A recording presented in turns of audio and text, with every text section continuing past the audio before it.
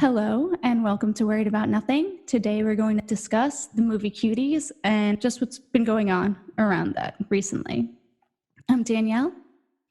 I'm Kim. And I'm Katya. And welcome to our show today. I guess I'll start with where we started.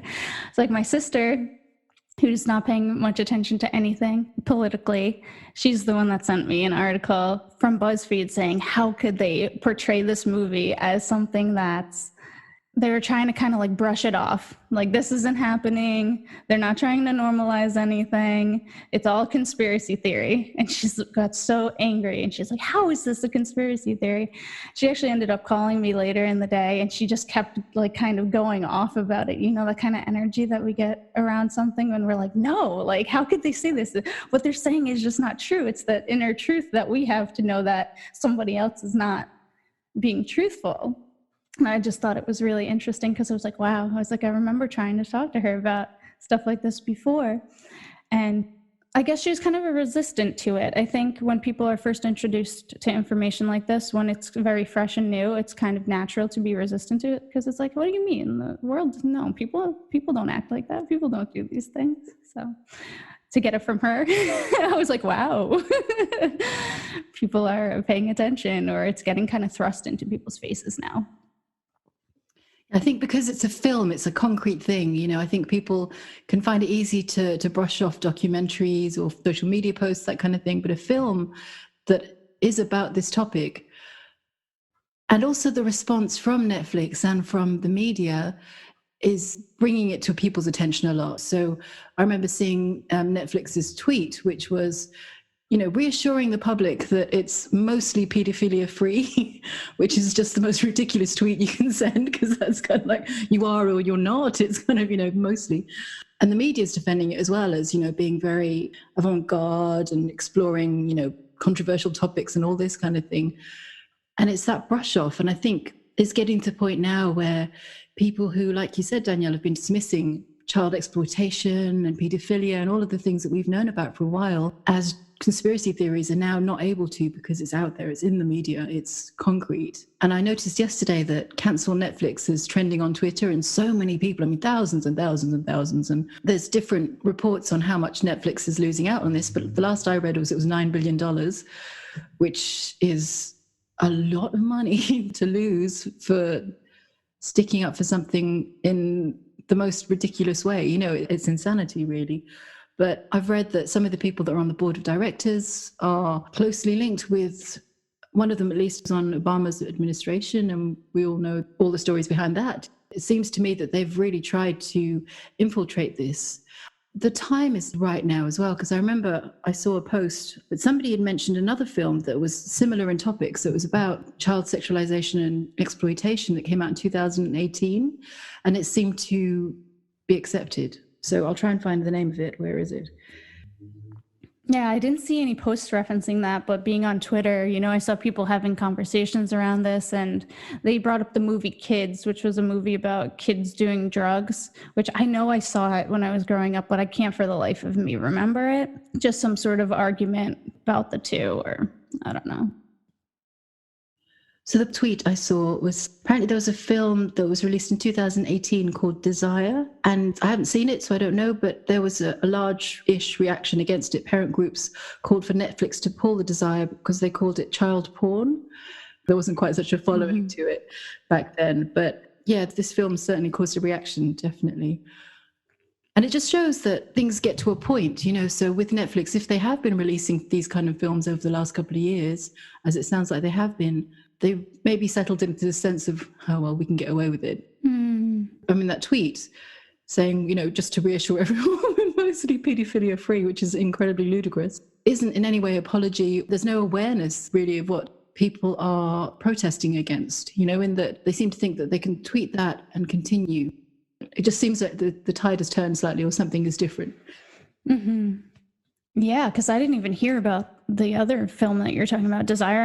I've never even heard of it. So definitely not the kind of reaction that we're getting now over this. So I heard about it. I haven't watched it. I've seen a couple of pictures from it. So yeah, it didn't feel Again, I haven't watched, so can't comment, but from the pictures I've seen, yeah, it didn't feel, probably, I would say the right word is disturbing. Yeah, didn't feel right for sure. Yeah, I only saw a couple of clips as well, and it was, there was one that was, they were dancing on stage, and I don't know the context, but you don't really need to know the context, but they were extraordinarily sexualized, it was dressed like hookers, grabbing their crotches and kind of, all sorts of things that I don't know how old the kids were, should not be doing and should not be put in that position of representing that. And I think some people that defend the film call it art, but Well, the art, there is art in everything, right? They call art now, what was it, the spirit cooking, they call it art too. Yeah, I was gonna say, Yeah. Think of Marina Abramovich, like they're like, oh, look, it's art. Exactly. Yeah. The girls, though, 11. I heard that they're 11, yeah. 11. Yeah. And the clip that you're talking about, it's not, I feel like if you're actually trying to do commentary on this topic, you could do it in a certain way where it wouldn't look the way that it did, specifically from this clip, because that's the only one that I've seen, as well as them dancing on the stage. But it's like the work that they do with the camera, with all this like zooming in and these angles and things like that, it makes it really feel like they're trying to push the sexuality of it. And it's disturbing. It was very unsettling. I was like, wow. And like I was saying before, I was like, oh, I'll just, view the clip, because I've kind of been desensitized to a lot of things in learning about all of this stuff. So I was like, okay, I'll view the clip. I'll see, like, just how it strikes me. And it was extremely unsettling. It was very unsettling. I didn't think that it was going to be as disturbing to me as it was. It's just like, there's just such a huge, like a deep sense of like wrongness. But it's like Hollywood and the movie industry are getting more and more blatant, because as far back as I can remember, there's always been films about sexualization of young children, often girls. There's been a number of films I think Jodie Foster has been in when she was younger. There was The Taxi Driver and even Bugsy Malone. And then there's that film Leon, I think in the US it was called The Professional, where I forget her name, the actress, Natalie something, she was in Star Wars. She was, I think, 11 at the time, and she had this kind of pseudo-sexual relationship with an older man that apparently was based on a true story that was actually a sexual relationship between this child and an older man. And that was passed off as great art. It was a really cutting-edge type film. And they've been popping up over the years, but I'm glad that the more awareness there is now of people who are starting to see what's happening with all of this that's going on in the world, the paedophilia and the child exploitation, that people are starting to make a stand against it. Because these films, I remember, and it was a different generation, I know, but I remember in my childhood and youth, they were perfectly acceptable. And it was absolutely fine to dress girls up in hot pants and bra tops and have them moving in a sexual way and all of this kind of thing, with men that were 4 times their age in inappropriate relationships with them, And then there was the other film, what was it called? Lolita, about an older man, younger girl, child sexual relationship. So they've been happening a lot in the movies. And this one is just having a big reaction now, which is great. I'm glad about. But it says a lot for the times that we're in, it says a lot for people, the sort of the lexicon waking up to what's happening in the world, which is brilliant. We've been living in these dark times for a long time, and people were not aware, including myself, what's happening underground and what's going on. So it's good to see that little triggers like that actually do cause a reaction in people. So that's great. Yeah, and good they're taking action, so great. I'm glad Netflix has lost 9 billion, if it has, and people are cancelling their subscription, because this is how it happens insidiously, little by little by little by little. And as the little by little is more and more accepted, the little by little gets bigger and bigger until it gets to the point where people can't turn a blind eye to it. They can't deny that it's happening. As we all know, there's been sexualized symbolism in Disney films for years and cartoons for years and years and years that aren't even noticed because they're almost subliminal. And it seems that this kind of thing is just getting more and more in your face, or whether it's a combination of it being more obvious and us being more aware as a population. But whichever it is, it's a good thing. Mm-hmm. Yeah, that's kind of what I was thinking, is that I think kind of because of the energies of the times, because of, like what we know about in terms of it becoming the end of the darker period and moving more into light anyway, just that is the time period we're in. So I feel like a lot of this is going to happen, is that it's all of it is coming to light, but we're also becoming more aware. So it's like kind of both things are growing, in my opinion. It's like they're both reaching a more of a crescendo of saying, okay, it's going to keep appearing like it's happening more because it's being coming unearthed, and we're going to see it more because our awareness is also growing. So that's how I feel, because like I said, with this movie Desire, you said 2018. I didn't even hear about it. And now we're 2 years later and we have this other film, and everyone, it seems like, is talking about it. So I remember when I was younger, I watched something again that was a sexual relationship between a man and a younger woman, but it was mostly like they didn't show a lot of scenes and things like that, but it was considered porn. It was not considered as a normal movie, it was considered porn. I mean, the girl was already older, but I remember something like that, but it was definitely not something that was accepted as a normal movie. It's kind of interesting how that sort of dynamic it's part of the culture, as far back as I can remember, not just in my lifetime, but, even going back through history. If you look at some of the English kings, for example, they married children, or what would be considered children now. And in various cultures, it still happens where, children are given in marriage to these older men who are 40s or whatever it is, and they're pregnant when they're 12. And it continues, so in some ways it's accepted as normal, or it's practice, it happens. I find it interesting how people can get outraged in different ways, so people are outraged by this film where children are shown in a sexualized way, but not outraged about something that's happening in a country that's not their own, that is actually happening in real life, not just in the movies. Well, I was actually thinking about, because you brought up, for me at least, certain religions come to mind with marrying younger girls to men. And I wonder what will happen with that, because like you said, there's this outrage with this film, and I mean, it's sexualizing children. As far as we know, there's no older male relationship with any of the female actresses in the movie. So, but since we were talking about this topic as well, the older men marrying younger kids, it's going to be interesting to see what happens with the religions where that seems to be a common practice, how that could be potentially affected or viewed with this other aspect that's going on, because it's bringing light to the sexualization of children. It's like, well, this is definitely sexualization of children, because these people are literally getting married and these children are pregnant and having babies. So yeah. I don't know how that's going to happen. And I look at it from my lens of, like, I'm a very liberty-minded person. I think that there's an issue because it's affecting another person. I don't think that the child can consent to what's going on. So to me, that's not the right of that person to be marrying this child. So I don't think it's like a infringement on freedom from my perspective. I don't think that someone could argue, hey, you're liberty-minded, this is okay. No, I don't think so. Just like with abortion, I don't think that's okay. Your choice was to have sex to begin with. That's your freedom is there. Once you're pregnant, that baby has its own right to life, liberty, pursuit of happiness. There you go. But yeah, I guess what I'm trying to say is I don't know how that's going to play, because we also have freedom of religion. And if that's part of someone's religion, it's like this kind of, how do people reconcile all of these beliefs that they've held on for a long time to a point where it actually feels like, we're doing what's right for all of the members of society. We're, protecting everyone. Well, I think freedom of religion and beliefs, I mean, it depends on the belief, because I saw a documentary quite a few years ago, and I can't remember where this was, but there was somewhere in Africa, they were talking about how, because the percentage of people who have AIDS was higher there than in other places, there was a belief in this culture that to have sex with a newborn baby, or one who was under 1, would cure you of AIDS.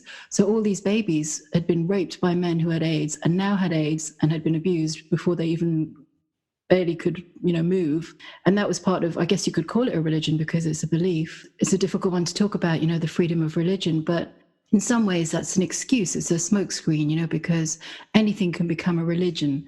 I could start a religion tomorrow saying it's okay to kill all children who are blonde. And as long as I'd written some kind of manifesto or guidance about it, that would be okay. It could be classified as a religion. And then the liberals would say, oh, yes, you have the freedom to believe whatever you want to believe. We can't deny your rights.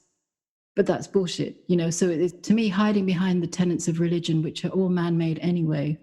At some point in time, somebody decided this was the way that we had to live, or this group of followers had to live. And people down the ages have just believed it and gone along with it. And it's antiquated. A lot of it's antiquated. A lot of it is serving corrupt people, so like the Catholic Church, for example, corrupt down to its core and protects all these priests molesting children and worse. But in the name of religion, it's all okay. And that's another thing, it's common knowledge. Down through the ages, there are so many stories of priests molesting small boys that, I don't know, I'm not Catholic, so I don't know the terminology, but the ones that do the services and that kind of thing. So many stories that you can't deny it. So it's a known fact, but nothing's done about it. So I don't believe that protecting people's religions from that perspective is something that should continue at all, because it's like the get out of jail free card. As long as it's part of your religion, you can do anything you like. I can go around stabbing people in the face because my religion is to kill people. Right? No, I agree. I'm just saying that I know that people, like with the Constitution and stuff, so it might be something that's hard for people to look at and be like, oh, well, I believe in this. So like, what does that mean for people whose religion is to do this? And for me, it comes down to harm. I think that harm is being done there, but that's so tricky too, because people have all of their own lenses, and now words are violence and stuff like that. So it's like, well, you can classify this as you believe that, there's just so much of that crazy niche, I think this, so that, and then kind of applying that logic to the way other people are thinking, I don't know. It's just a lot of projection. And personally, I don't feel that it's something that can be intellectualized. It has to be something that's from the heart, because you can intellectualize anything. You can make everything. I mean, the US is the only country, I think, that has a constitution in the way that you do. No other country has that exactly the same thing.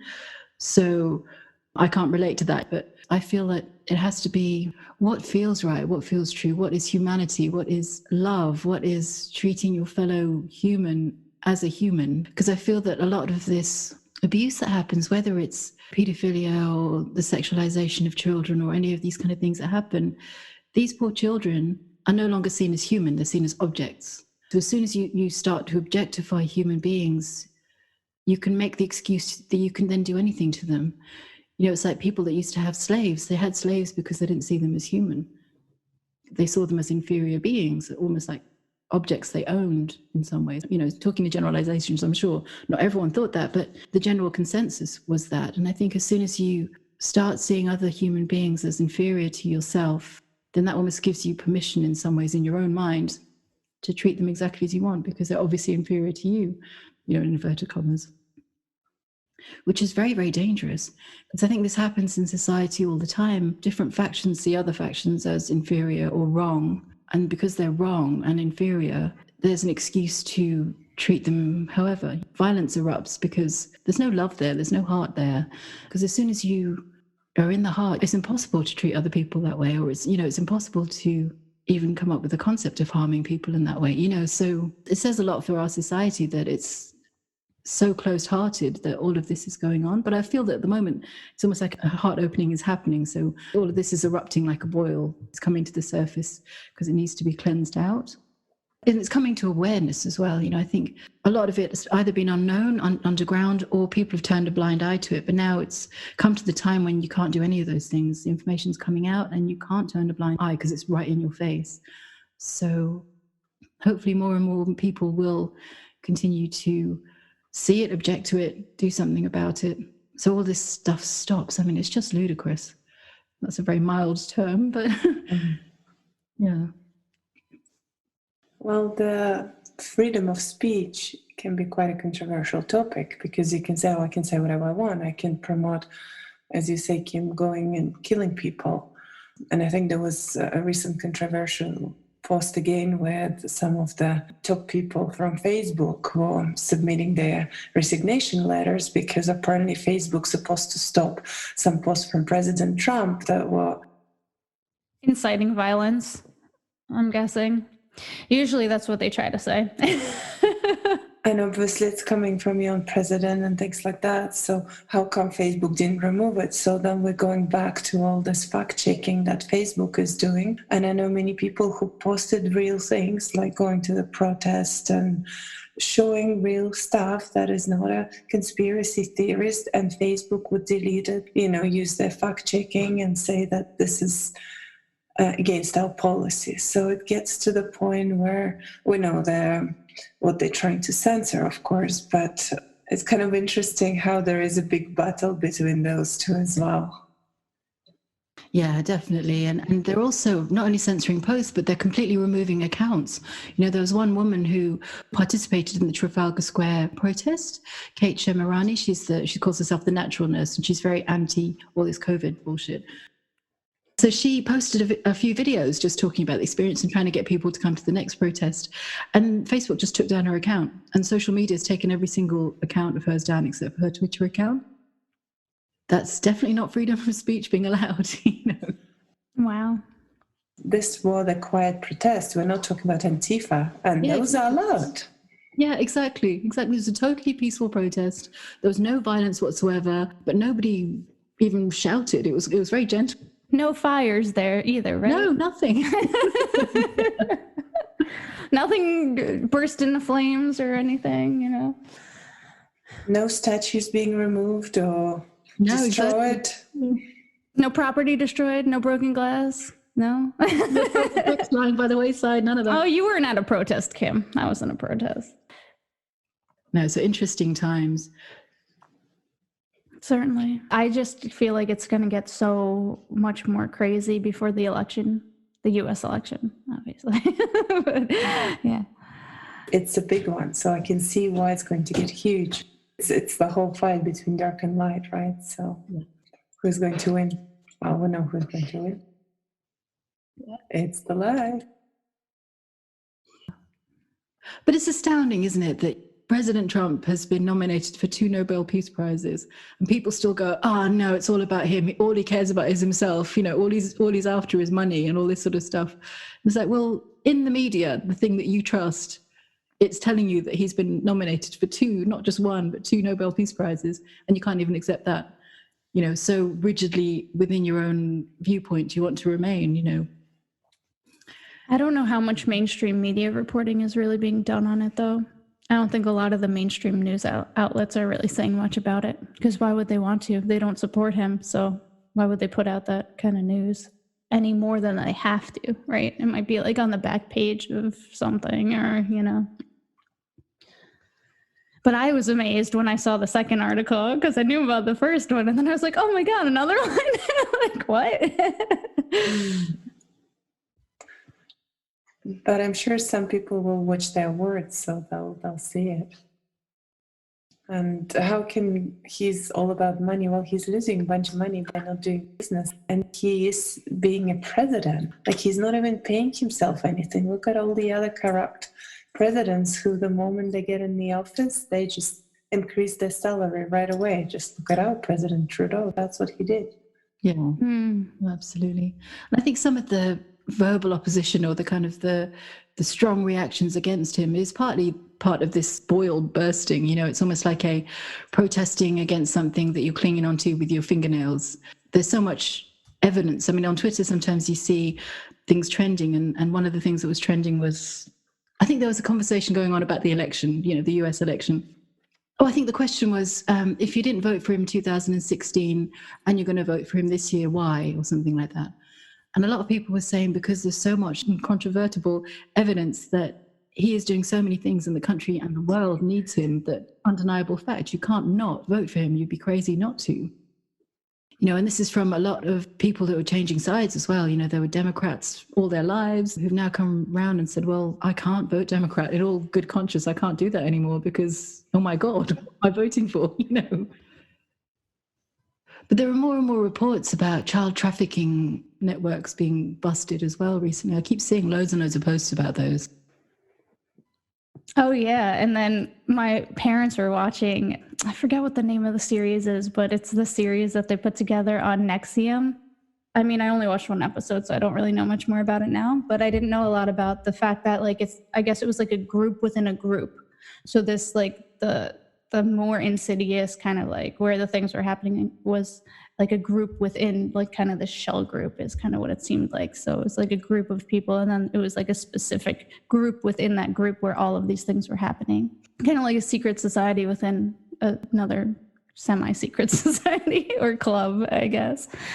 But again, like I only saw a little bit of it, but it was interesting to know that because I wasn't aware that there was kind of like this outer and then more of an inner circle. Yeah, I didn't know there was a series about it, but I remember reading back then when Alison Mack was arrested that on the kind of wider scale, NXIVM was a support group for women. So it ran courses on self-confidence and all this kind of thing.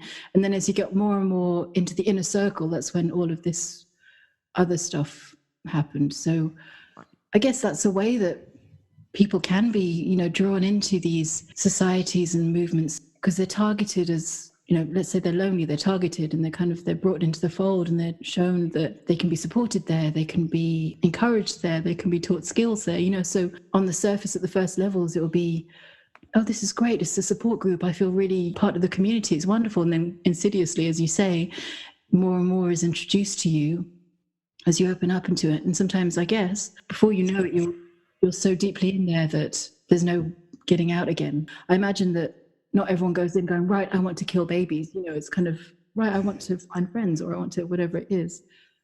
So it's just really devious how it's all done. Going back to what we were saying about these films that have been released for years and years and years, I think all of them are released as art. Again, that overarching word, art, which covers everything. And they're controversial, but people go, oh, wow, they admire the courage or the outlandishness or whatever it is. And subliminally, they're learning to accept that this is okay, because the more films they see like that, the more they go, well, this happens. And it's just really dangerous. Right, it normalizes it. Yeah. And like people talk about it being grooming, right? Because it normalizes these situations or people being in certain situations. And then you start to think, yeah, okay, well, maybe it's not that weird that this is happening. You just kind of accept it. Yeah. And you kind of think, these child actors that are put in this position of being overtly sexual, probably before they are aware of their own sexuality. I don't know how early this happens with some people, but that will scar you, surely. So if you're 11 and you're acting like a fully grown woman in that kind of environment, you'll be treated that way. And there must be some kind of disturbing experience you go through of having to compartmentalize it, so even a small child going, okay, I'm acting, this is a role. You have to compartmentalize that as this is just acting, it's not real. But when you're acting, you're supposed to believe or feel like what you're experiencing is real. In some way, you're going to feel it as real or accept it. So there's damage done there too. Mm-hmm. Yeah, I was thinking about that as well, as because they're actually putting themselves in that situation, whether or not you're acting. The way I understand it is that actors can actually change their physiology through acting. It's like people who would play roles where they're sick for a long time. It's like if you took their vitals and things, it might actually start mimicking like some of actual illness. I forget where I heard it, but I'm sure there's like information out there if people want to research it. And so like you said, yeah, sure, might be like, this is a role, but they're actually doing these things that we're seeing them do on screen, right? So, and they're also so young. Like, I understand that people are like, oh, well, their parents are there and they have them, like whatever, they're on a set with a crew. And I was like, okay, yeah, I understand all that. But like, there are things like even like I can look back on my childhood and be like, okay, well, I thought that was pretty like innocuous now, but I'm like, I probably wouldn't like, it probably would have been better like not to have put myself through that or something, just for my own psychological well-being. So I just think that these things could potentially affect them in ways that aren't being considered because it might be looked through that lens of being like, oh, well, it's acting, it's a job. And I think it can affect the personal life as well. I mean, you hear the stories, I don't know much about them, but, you know, child actors in Hollywood, like Drew Barrymore, for example, who was very much under Steven Spielberg's wing, who is allegedly a paedophile himself. You know, she was out clubbing when she was, 7 or something. She was smoking by the time she was 8. She was doing drugs by the time she was 10. Her mother was almost like her handler. She pushed her into, and I wouldn't be surprised if she was sexually as well, you know, because there are so many stories about Hollywood children that are just used and then potentially killed after they are, in inverted commas, no longer useful or, you know, usable. And there must be such scarring that happens for the so-called survivors, you know, the ones that aren't killed, you know, that make it through to adulthood. There must be so much that's just, you know, innocence is gone from childhood at a young age, you know, because I think she was, I can't remember how old she was when she was in ET, but it was something like 4 or 5 or something. And to be thrown into all of this corruption at that age, under the wing of somebody who you see as an uncle figure who isn't really, it's just so horrible, so damaging. It seems to be an age-old story. It's been going on for decades and decades, I think. I'm happy, though, that just more people are starting to see it, because I feel like it's really coming to a head. And yeah, hopefully, you know, it'll be to the point where enough people demand change, and that's what we'll get, you know? Yeah. Because I think as long as enough people are all on the same side, then we're not going to have this crazy breakout, like, civil war thing, because it's going to be like a much smaller amount of people against like a vast majority that's like, no, we're not standing for this. So if anything did happen, then it wouldn't be like at such a huge scale, you know, as if it was a 50-50 kind of split. Yeah, that's a good point. But I think little things like that are definitely waking up people. Like, the more and more we see in the news and whatever is happening, and it feels like, as you say, there'll be more coming towards the election. But anyway, it's a good thing. So it could be controversial. Yeah, well, that's what I'm thinking. I was like, well, if things do get ramped up, I was like, so much has pushed people to kind of switch sides, or at least like walk away from the left, because they're just like, I know a lot of people, just to go back on the reporting about people not really reporting about like the Nobel Peace Prize. It's also the fact that everything the mainstream media was like, Trump is wrong on everything. That got some people to look into the news and say, how could he be wrong about everything? And then they were like, oh, wow, and actually saw kind of what was actually going on. And they're like, well, I can't listen to the left anymore, because, you know, if they were going to lie about this, what else are they lying about? I think, yeah, it's a good point. And I think it just shows the absolute arrogance of this group of elites that's been in control for so long, that they believe that they're untouchable, because to throw a blanket reaction to anything and everything Trump does is saying it's wrong or it's stupid. It's stupid in itself, because nobody is wrong 100% of the time. Like you say, it makes people think and go, well, how can that be possible? You know, because if they were more subtle about it, they would show some of the good things that he's doing, maybe the smaller things, create more balance. But as it is, it's like coming out with this film. It's like, so it's blatantly pedophilia. They're not even denying it. They're not even calling it art. They're saying, well, the rest of our films aren't, you know. Oh, yeah, I know. When I saw you post that, I was just like, this is ridiculous. Yeah, I commented, I was like, is this an effing joke? I was like, it's like, because that's the thing. It's like, obviously, even if they did, like, if it was a joke, which I didn't think it was, like, that would almost be even worse. It's like, you're like, none of this is okay. Like, that statement to be put out, like, I might have even been better if they said nothing, you know? I mean, I'm assuming it was a real tweet. I didn't actually see it for myself, but like, I think silence might have actually boded better for them instead of saying something like that. Like, most of our content is pedophilia free. So you're kind of like admitting then that this is pedophilia. So I don't think there's an argument here anymore, you know? But there has been the trend to normalize pedophilia too, right? There has been in school teaching from the young age that it's a sexual orientation and things like that. So they are trying to push it as not something that people should raise their eyes about, and that it's normal and things like that. Yeah, Right. part of that. Because Absolutely. they're teaching sex ed, or they're trying to, younger and younger in school. So that's obviously going to sexualize children. Like I'll tell you from my own experience in taking DARE, which is drug abuse resistance education in our area. And they put it in our schools in middle school. I didn't know really anything about drugs before then. And I can't remember when my parents decided to talk to us about it, if it came up because we were learning about it in school, or if they had talked to us about it on their own. They were very open. They shared their experiences with stuff. They're like, we're not going to lie to you about, if you do this, you're going to be addicted for life and it's going to be horrible, you know? And a lot of people actually said that they learned about drugs or learned how to do drugs because of DARE, you know? So I'm like, well, it was really not super helpful, you know, in my opinion, to have it in the school systems. Maybe it helped certain people, but I don't think introducing certain topics to youth is beneficial, you know, especially with like sexual topics where you're not even really thinking about that, right? I don't know. When I was in elementary school, I didn't know what it was, wasn't thinking about it. Like, don't talk to me about it. It's not something I'm supposed to be engaging in. So maybe it should kind of be like, I don't know that it exists. But I guess on the other hand, just to argue from another side, it's like, because I feel like sometimes it's like, let's play a game, and these kind of abuse situations end up being like, it's a game, it's a secret.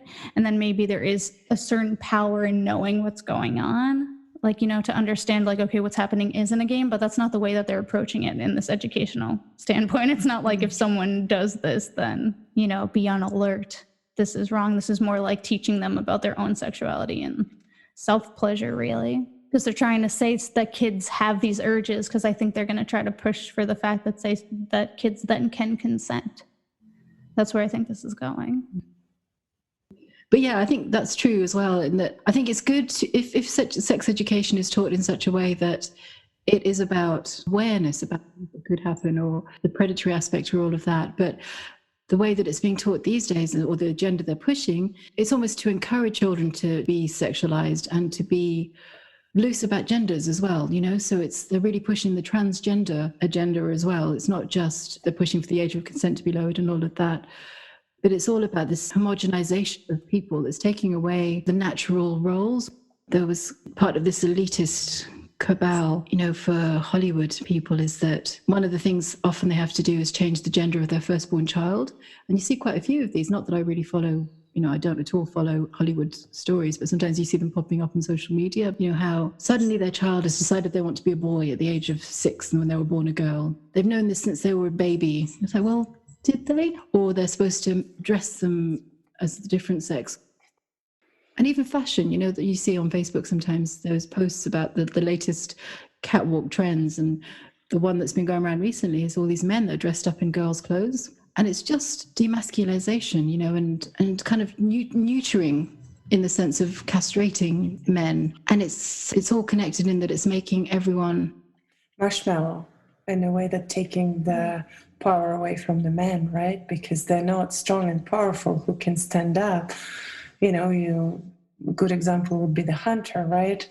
I'm there, I'm in nature, and I have to fight. But if you're really like a mashed potato, if you're like, I'm this, I need to go and make my nails.